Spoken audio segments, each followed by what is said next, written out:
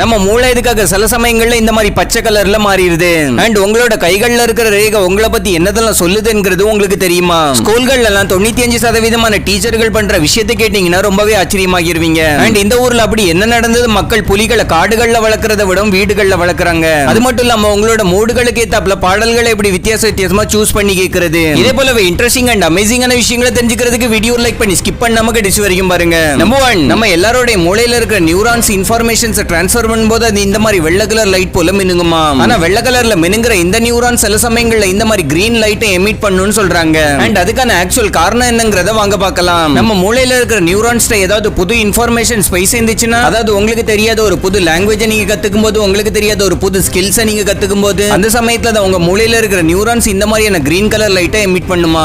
ஆனா இந்த ப்ராசஸ் உங்களுடைய மூளை ஏதாவது புது இன்ஃபர்மேஷன்ஸ் கெயின் பண்ணும்போது மட்டும்தான் நடக்கும். ஆனா இது வரைக்கும் புது இன்ஃபர்மேஷன்ஸ் நம்ம மூளைக்கு போகும்போது நியூரான்ஸ் எதுக்காக கிரீன் கலர்ல மாறுதுங்கிறத கண்டுபிடிக்கவே முடியலையா. நம்பர் 2, நம்ம ஹியூமன் பாடியில 100 ட்ரில்லியனுக்கும் அதிகமான வித்தியாசமான செல்கள் அவைலபிளா இருக்குது. ஆனா நீங்க எப்போது இந்த செல்ஸோட ரொம்பவே டீடைல்டான இமேஜ் பார்த்திருக்கீங்களா? ஒருவேளை இல்லனா ஸ்கிரீன்ல தெரியுற இந்த போட்டோ பாருங்க. இதுதான் ஹியூமன் பாடியில இருக்கிற செல்ஸோட ரொம்பவே டீடைல்டான ஒரு போட்டோவா இருக்குது. இந்த போட்டோவை x-ray, nuclear, MRI and cryo electron மைக்ரோஸ்கோப்போட உதவியால இந்த ஒரு போட்டோவை ரெடி பண்ணி இருக்காங்க. இல்ல நம்மளால நம்மளோட ஹியூமன் பாடியில இருக்கிற செல்ஸ் எப்படி இருக்கும்ங்கறத பார்க்க முடியும். அண்ட் இதே போல தான் வித்தியாசமா தெரியுற 100 ட்ரில்லியனுக்கும் அதிகமான செல்ஸ் நம்ம பாடியில இருக்குது. நம்பர் 3, ஒரு எறும்பு ஒருவேளை இயற்கையாவே இறந்து போச்சுன்னா அது வெளியே இறந்து போகாம அதுங்களோட கூடுல தான் இறந்து போகும். அண்ட் அந்த எறும்பு இறந்து போனதா முதல்ல எந்த ஒரு எறும்புகளும் கொஞ்சம் கூட நோட்டீஸ் பண்ணவே பண்ணாது. ஆனா அதுக்கப்புறமா ஒரு 3 நாள் ஆனதுக்கு அப்புறம் அந்த எறும்போட உடம்புல இருந்து ரொம்ப வினோதமான ஒரு ஸ்மெல் வீச தொடங்கிருமா. அதுக்கப்புறமா அந்த எறும்பு செத்து போச்சுங்கிறது மத்த எறும்புகளுக்கு எல்லாம் தெரிய வந்து மனிதர்கள் பண்ற மாதிரி எறும்புகள் அந்த செத்து போன எறும்பை தூக்கி கொண்டு போய் கல்லறையில வச்சிருமா. ஒருவேளை உங்களுக்கு தெரியாதுன்னா இன்னைக்கு தெரிஞ்சுக்கோங்க, எறும்புகளும் அதுங்கள இறந்து போன எறும்புகளை தனியா வைக்கிறதுக்காக அதுங்களோட கூட்டிலே தனியா ஒரு இடத்தை ஒதுக்கி வச்சிருக்கும். நம்பர் 4, இந்த விஷயம் கண்டிப்பா உங்களே நிறைய பேர் கூட நடந்திருக்கும். அது என்ன, நீங்க ஒரு நாளோட நடுவுல சும்மா ஒரு மணி நேரம் தூங்கி முழிக்கிறதுக்காக போவீங்க. ஆனா நம்ம கண் முழிக்கும் போது தான் தெரியும் நம்ம நினைச்சதை விட 2-3 மணி நேரம் எக்ஸ்ட்ரா தூங்கிட்டோம்ங்கிறது. ஆனா ஒரு நாளையோட நடுவுல நீங்க ரெஸ்ட் எடுக்கிறதுக்காக தூங்குறீங்கன்னா அதுக்கும் ஒரு சரியான டைமிங் இருக்குது. அதாவது 26 நிமிஷம் தான் நம்ம ஒரு நாளையோட நடுவுல ரெஸ்ட் எடுக்கிறதுக்கு தூங்குறதுக்கு போதுமான பர்ஃபெக்ட்டான டைமிங்னு சொல்றாங்க. ஒருவேளை அதை விட அதிகமா நீங்க தூங்கிட்டீங்கன்னா உங்களுக்கு எதையும் பண்றதுக்கான சரியான மூடும் வராது. நம்ம பாடிக்கும் ரொம்பவே சோம்பேறித்தனமா ஃபீல் ஆகும். அதனால எப்பவுமே ஒரு குட்டி தூக்கத்தை 26 நிமிஷத்துக்கு கணக்கு பண்ணி தூங்குங்க. நம்பர் 5, இந்த ஒரு விஷயம் கண்டிப்பா நம்ம எல்லாருமே நோட் பண்ணி இருக்கிற ஃபன்னியான ஒரு விஷயமா தான் இருக்கும். நம்ம ஸ்கூல்ல டீச்சர் பாடம் எடுத்துக்கிட்டு இருக்கும்போது திடீர்னு பிரின்சிபல் ரைடு வந்தாங்கன்னா நமக்கு பாடம் எடுக்கிற டீச்சர் ரொம்ப வித்தியாசமா பிஹேவ் பண்ண தொடங்கிடுவாங்க. அதாவது பிரின்சிபல் ரைடு வரும்போது நம்ம எல்லாருமே எப்படி ரொம்ப பயந்து போய் சைலண்ட் ஆகிருவோமோ, அதே போல தான் இந்த உலகத்துல இருக்கிற 95% ஆஃப் டீச்சர்ஸோட பிஹேவியர் அவங்களோட பாடம் எடுக்கிற முறையும் ரொம்பவே சேஞ்ச் ஆகிருமா. அதாவது மொத்தத்துல 5 நிமிஷத்துக்கு முன்னாடி வேற மாதிரி இருந்தவங்க பிரின்சிபல் வந்ததும் வேற மாதிரி மாறிடுவாங்க.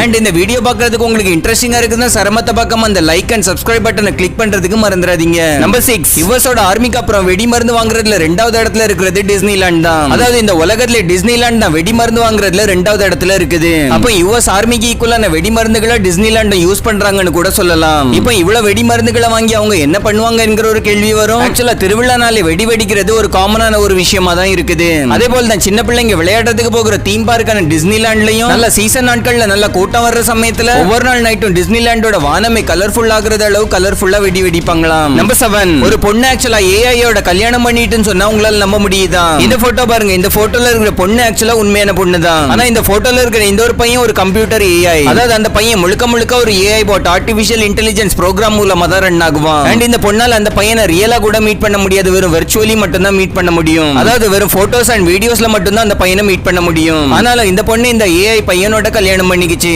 நம்பர் 8, நம்ம இந்தியால இருக்கிற குஜராத்ல ஒரு ஊர் இருக்குது. அந்த ஊர்ல இருக்கிற எல்லாருமே கோடீஸ்வரங்க தானா. அண்ட் இந்த மாதிரியான அந்த ஊரோட பேர் தான் மாத்தாப்பூர். அந்த ஊர்ல இருக்கிற எல்லா மக்களோட இன்கமையும் ஒன்னு சேர்த்து பார்த்தா கிட்டத்தட்ட 5000 கோடிக்கு மேல தான் வரும்னு சொல்றாங்க. இதுக்கும் அந்த ஊர் ஒரு பெரிய சிட்டி எல்லாம் கிடையாது, ஒரு சாதாரண கிராமம் தான். ஆனா நீங்க இந்த ஊருக்கு போனீங்கன்னா இங்க இருக்கிற மோஸ்ட் ஆஃப் த வீடுகள்ல போட்டுருக்கிறத தான் பார்க்க முடியும். ஏன்னா இந்த ஊர்ல இருக்கிற அதிகபட்சமானவங்க இந்தியா விட்டு வெளியே வெளிநாடுகள்ல தான் குடும்பத்தோட தங்கி இருக்கிறாங்களாம். வெறும் வருஷத்துக்கு ஒரு முறை வெக்கேஷனை கொண்டாடுறதுக்கு மட்டும் தான் ஊருக்கு வருவாங்க. நம்பர் 9, ஒரு அப்பா தன்னோட பொண்ணை மெடிக்கல் காலேஜ்ல படிக்க வைக்கிறதுக்காகவும் ஃபீஸ்களை கட்டுறதுக்காகவும் தன்னோட கிட்னியை வித்துட்டாரு. ஆனா அதுக்காக அந்த பொண்ணு என்ன பண்ணிச்சுன்னு கேட்டீங்கன்னா ரொம்பவே ஆச்சரியமாகிருவீங்க.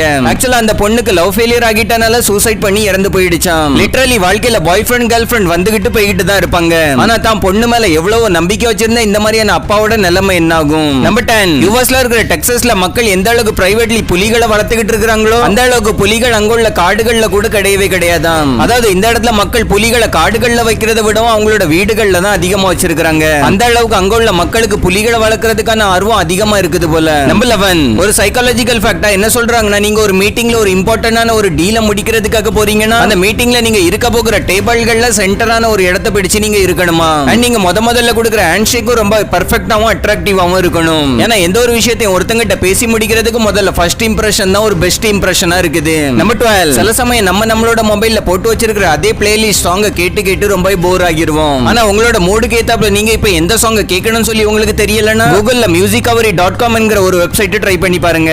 அங்க நீங்க உங்களோட மூடுக்கு ஏத்தாப்புல புது பாட்டுகளை டிஸ்கவர் பண்ணலாம். அண்ட் அதுல இருந்து உங்களுக்கு உங்களோட அடுத்த ஃபேவரட்டான ஒரு சாங் கிடைக்கிறதுக்கும் வாய்ப்பு இருக்குது. நம்பர் 13 ஸ்கூல் காலேஜ்ல மட்டும் இல்லாம நம்மளோட டெய்லி லைஃப்ல ஏதாவது ஒரு விஷயத்துக்காக நம்ம மார்க்கரை பயன்படுத்த தான் செய்வோம். ஆனா இந்த மார்க்கரை பத்தின இந்த ஒரு ட்ரிக் ஒருவேளை உங்களுக்கு இது வரைக்கும் தெரியாம இருக்கலாம். அதாவது மார்க்கர் ஒருவேளை இந்த மாதிரி எழுத தொடங்கிட்டுனா அது முடிஞ்சு போயிட்டுன்னு நினைச்சிட்டு இருப்போம். அண்ட் சில சமயங்கள்ல மார்க்கருக்குள்ள காத்து போய் அது காஞ்சியும் போயிருக்கும். ஆனா இதை நீங்க தூக்கி வீசாம இதை சரி பண்றதுக்கும் ஒரு வழி இருக்குது. அது என்ன, இந்த மார்க்கரோட டிப்ல ரப்பிங் ஆல்கஹால ஊத்துனாலே போதும். அண்ட் இந்த ஆல்கஹால் ரொம்பவே சுலபமா ஏதாவது கடைகள்ல கிடைக்க தான் செய்யும். அதை ஊத்துனதுக்கு அப்புறம் மார்க்கர் எவ்வளவு தெளிவா எழுதுதுங்கிறத பாருங்க. நம்பர் 14 இது ஒரு விஷயத்துல நீங்க எல்லாருமே கண்டிப்பா தெளிவான ஒரு வித்தியாசத்தை கண்டுபிடிக்கலாம். அதாவது ஒரே விஷயத்தை நிறைய பேர் பேசினாலும் அவங்க பேசுற முறை கண்டிப்பா ஒரே மாதிரி இருக்கவே இருக்காது. சோ ஒரு விஷயத்தை ஒருத்தங்க பேசுறத நம்ம கேட்கறதுக்கு ரொம்பவே இன்ட்ரெஸ்டிங்கா இருக்குதுன்னா அவங்க அந்த விஷயத்தை உண்மையா ஃபீல் பண்ணி பேசுறதுனால அது நமக்கு ரொம்பவே அட்ராக்டிவா இருக்குமா. ஆனா அதே விஷயத்தை யாராவது ஃபீல் பண்ணி பேசாம சும்மா வாயிலிருந்து மட்டும் பேசினாங்கன்னா அவங்க பேசுறத கேட்கறதுக்கு நமக்கு அந்த அளவுக்கு அட்ராக்டிவா இருக்காது. கொஞ்ச நேரத்துல அதை கேட்கற நமக்கும் ரொம்பவே போர் அடிக்க தொடங்கிரும். நம்பர் 15 நம்ம எல்லாருடைய கைகள்லயுமே ரேகைகள் என்கிறது இருக்கத்தான் செய்யும். உங்களோட கைகள்ல இருக்கிற ரேகைகள் உங்களை பத்தி என்ன சொல்லுதுங்கிறது உங்களுக்கு தெரியுமா? ஃபர்ஸ்டா கை ரேகையில இந்த மாதிரியான எக்ஸ் சிம்பல் இருக்கிறது. இந்த மாதிரியான எக்ஸ் சிம்பல் யாரோட கைகள்ல எல்லாம் இருக்குதோ அவங்க ரொம்பவே ஜீனியஸா இருப்பாங்களாம். அது மட்டும் இல்லாம இந்த எக்ஸ் சிம்பல் உள்ள ரேகை இந்த உலகத்திலே ஒரு 5% மக்களோட கைகள்ல மட்டும்தான் இருக்கிறதா சொல்றாங்க. அண்ட் அதுல இந்த சிம்பல் அதிகமா இந்தியா, பங்களாதேஷ் அண்ட் நேபாளல இருக்கிற மக்களோட கைகள்ல தான் அதிகமா பார்க்கப்பட்டிருக்குது. சோ இந்த மாதிரியான சிம்பல் உள்ளவங்க high intelligence and extraordinary skill உள்ளவங்களா இருப்பாங்க. அண்ட் மோஸ்ட்லி எல்லாரையும் லீட் பண்ற ஒரு பெர்ஃபெக்ட்டான லீடராவும் இருப்பாங்களாம். அடுத்தது ரெண்டாவது அவங்களோட கைரேகையில இந்த மாதிரியான எம் லெட்டர் இருக்கிறது. இந்த மாதிரியான எம் லெட்டர் உள்ள ரேகை யாரோட கைகள்ல எல்லாம் இருக்குதோ அவங்களுக்கு பண குறைபாடுங்கிறது இருக்கவே இருக்காதாம். அண்ட் சொசைட்டில பெரிய பெரிய இடங்கள்ல இருக்கிறவங்களோட கைகள்ல இந்த மாதிரியான எம் ஷேப்ல உள்ள ரேகை இருக்கிறத நோட் பண்ணிருக்காங்களாம். அது மட்டும் இல்லாம இந்த எம் ஷேப் ரேகை உள்ளவங்களுக்கு செல்ஃப் கான்பிடன்ஸ் ரொம்பவே அதிகமா இருக்கும். அண்ட் இந்த மாதிரியான ரேகை உள்ளவங்க அவங்க வாழ்க்கைக்கான ஒரு வழியை அவங்களே தான் உருவாக்குறதுக்கு விரும்புவாங்க. அடுத்ததா நம்மளோட கைகள்ல இந்த மாதிரி இருக்கிற ரேகை ஜூபிட்டர் லைன்னு சொல்லப்படுது. இந்த மாதிரியான ரேகை உள்ளவங்க எந்த ஒரு விஷயத்துக்கு ட்ரை பண்ணாலும் அது அவங்களுக்கு ஈஸியாவே கிடைச்சிரும்னு சொல்றாங்க. அதாவது இந்த மாதிரியான ரேகை உள்ளவங்க எந்த ஒரு முயற்சி பண்ணாலும் அது சக்சஸ் ஆகிறதுக்கான சான்சஸ் 90% இருக்குது. சோ இந்த மாதிரி உள்ளவங்கள ஆம்பிஷியஸ் எக்ஸ்ட்ராஆர்டினரி பர்சன் சொல்றாங்க. அடுத்தது நாலாவது ட்ரையாங்கிள் ஷேப் ஆன் சன்லைன். இந்த சன்லைன் ட்ரையாங்கிள் எங்க இருக்குன்னு பாத்தீங்கன்னா உங்களோட ரிங் ஃபிங்கருக்கு நேர் அப்படியே கீழ இருக்கும். இந்த மாதிரி யாரோட கைகள்ல எல்லாம் ட்ரையாங்கிள் ஷேப்ல ரேகைகள் இருக்குதோ அவங்க இந்த உலகத்துல எந்த ஒரு விஷயத்திலயுமே ரொம்பவே லக்கியஸ்டான ஒரு பர்சனா இருப்பாங்களாம். அண்ட் இந்த மாதிரியான ரேகை உள்ளவங்க நேஷனல் இன்டர்நேஷனல் லெவல்லயும் ரொம்ப ஃபேமஸா இருப்பாங்கன்னு சொல்லப்படுது. ஒருவேளை உங்களோட கைகள்ல இந்த இடத்துல ட்ரையாங்கிள் ஷேப்ல ரேகை இருந்ததுன்னா நீங்க இந்த உலகத்துல இருக்கிற 5% மக்கள்ல ஒருத்தங்களா இருக்கிறீங்களா. சோ ஓகே ஃப்ரெண்ட்ஸ், இந்த வீடியோல அவ்வளவுதான். வீடியோ உங்களுக்கு பிடிச்சிருக்கும்னு நினைக்கிறேன். வீடியோ பிடிச்சிருந்தா வீடியோ லைக் பண்ணி உங்க ஃப்ரெண்ட்ஸ் அண்ட் ஃபேமிலியோட ஷேர் பண்ணுங்க. அண்ட் இதே போலவே இன்னும் இன்ட்ரெஸ்டிங்கான வீடியோஸோட கலெக்ஷன் ஐ பட்டன்லயும் கொடுத்திருக்கேன். இப்போ உங்களுக்கு எண்ட் ஸ்கிரீன்லயும் தெரியும். அதையும் கிளிக் பண்ணி பார்க்கிறதுக்கு மறந்துடாதீங்க. நானும் என்ன ஒரு இன்ட்ரெஸ்டிங்கான வீடியோட உங்களை சந்திக்கிறேன். அது வரைக்கும் டட்டா பை பாய்.